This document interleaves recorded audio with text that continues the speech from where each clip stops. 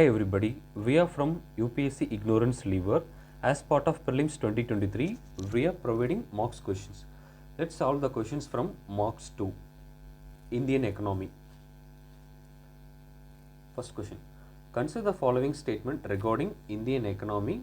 Cost push inflation can be caused by which of the following?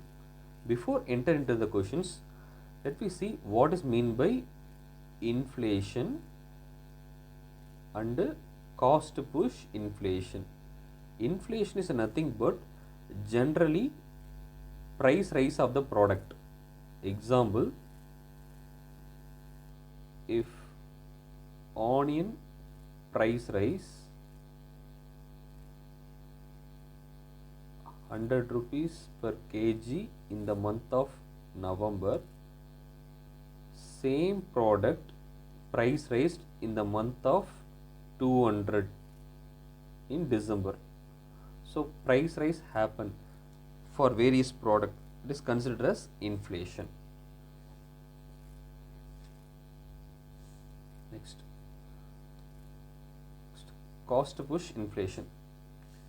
Cost push inflation is nothing but demand remains the same at any time when the goods and services supply disruption.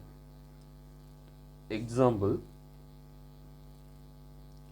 during the period of Ukraine-Russia war,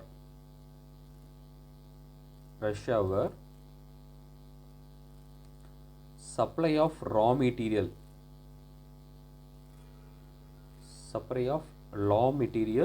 reduced, but the demands remain the same. At the time can be said as cost push inflation. So let me solve the questions by one. First option, money multiplier. Money multiplier is related to banking. Example, if a customer deposit 100 rupees in bank, banks needs to keep 10 rupees in reserve, remaining 90 rupees need to disburse as loan. So it is completely related to banking term, it's not related to inflation. First option wrong.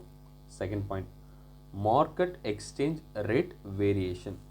These scenarios can be explained via foreign supplier. Example,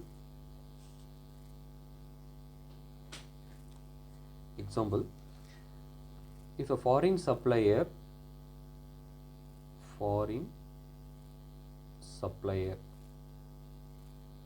supply raw materials to another country for a business, during the period currency value reduced. At the time the raw material value also reduced in the concerned country.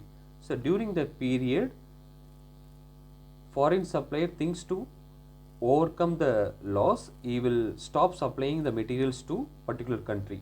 At the time demand has been creation, but the supply of raw material disrupt. So it's related to cost push inflation. Second point right. Third point, monopoly. Monopoly is related to concern business person hoarding particular product in a market to create artificial mismatch. During the period demand will same, but the supply of raw material disrupt. It's related to cost push inflation. Third point right. Next, inelastic demand curve. This scenario related to same thing, demand of items same, but the people consumption remain increase. Example, petrol. Even though the price rise of the petrol happens for 15 days once, the people tends to use the petrol for their movement. So it is definitely related to cost push inflation. So fourth point right. Next,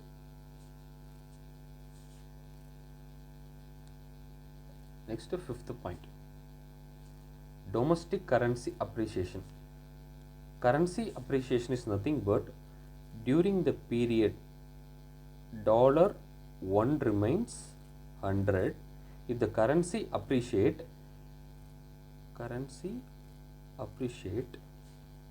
to buy a $1, we need to pay just 90.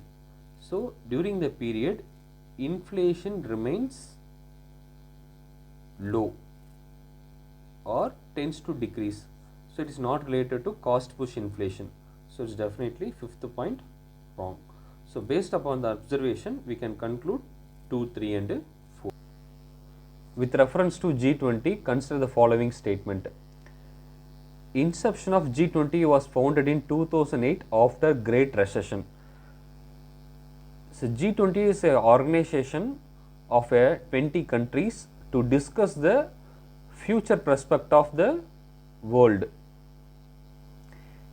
It is originated to overcome the financial crisis during the period of 1999. That period is related to Asian financial crisis. So it is a Great Recession. So this option is wrong. So first option is wrong. Next, G20 aligns for empowerment and progression of women and economic representation. G20 empowers to accelerating women leadership in the private sector. It is the agenda of 2020. So it's defaultly right. Next, third, debt service suspension initiative. So due to pandemic, lot of developing countries and least developing countries are facing more problems to pay debts. So example, Sri Lanka. To overcome the crisis, as part of G20 initiative, they will extend the period of loan payment and interest reduction as a part of debt service suspension initiative. So it is right. So answer 2 and 3. Next, third question. Which of the following is considered as part of ECB? ECB is nothing but a rising fund from foreign countries. Okay. So first point, trade credit. Trade credit is a platform to buy goods and service without paying of cash. This is the option which is giving in the ECB. So first point right. Next, second point, preference share. Preference share is nothing but if the person getting a loan from abroad, if he is not able to pay a particular amounts to the concerned person, he can able to convert the share into equity. ECB includes preference share. So second point right. Next, third point, fully convertible debenture. So ECBs can able to convert into equity. So it is included in the ECB. So option 1, 2 and 3. Next, fourth question. Consider the following statement regarding credit rating agency. First point, credit rating agency is used to give some valued things about the particular company. For example, Moody's is a rating company. You can see in the news, Moody's gives ratings to A plus or B plus. It's a rating to given for a particular company to give such assurance for the investors. For example, if the company gets A plus means it is able 90 to 100% good. B means 80% good. So first point, public sector companies are liable to get rating from SEBI recognized rating agency yearly basis. Yes, SEBI is related to shareholdings, etc. So its defaultly needs to be comes under the rating. So as part of public sector, companies are liable to get rating from SEBI, but the public sector companies are not necessary to get ratings from SEBI. So first point is wrong. Next, credit rating agency are regulated by the RBI. So it is contrary, because SEBI and RBI. SEBI is for regulating bank, RBI is for bank, SEBI is for share. So credit rating is related to share, it's defaultly wrong. Next, third point, EcoRap is a credit rating agency for SBI work on disposal of credits to the MSME. EcoRap is a research development team of SBI. So it's wrong. So question is, which of the following statement gives incorrect? So 1, 2 and 3. Next, fifth question. In economy, when output gap of a particular country is positive effect, what it implies? Output gap is nothing but actual output minus potential output.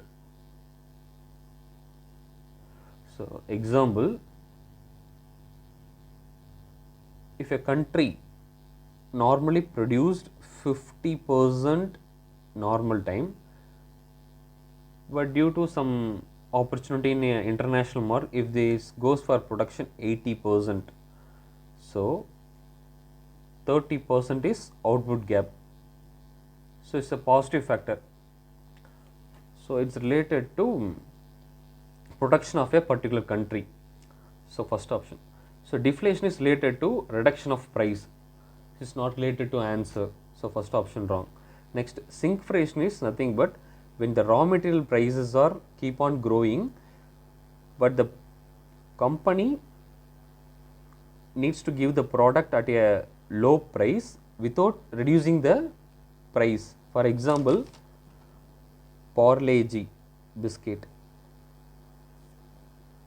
its basic price is 5 rupees for almost 15 years, but quantity remains reducing.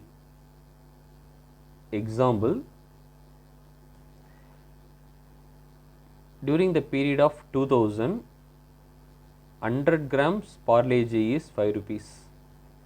During the period of 2015, 80 grams 5 rupees. So price remains the common, but the grams remains reducing. It is related to shrinkflation. So it is not related to output gap. Next, recession. Recession is nothing but reduction of continuous production of goods, employment generation. So it is not related to output gap of the particular country. So as per the fourth point, positive rate of inflation. During the period of inflation, price rise happened. To reduce the price rise, more companies and countries ready to give more amounts to production, more amount. During the period, output gap remains happen. So output will be increased. So it is related to positive rate of inflation. So for more questions, kindly refer our Telegram channel.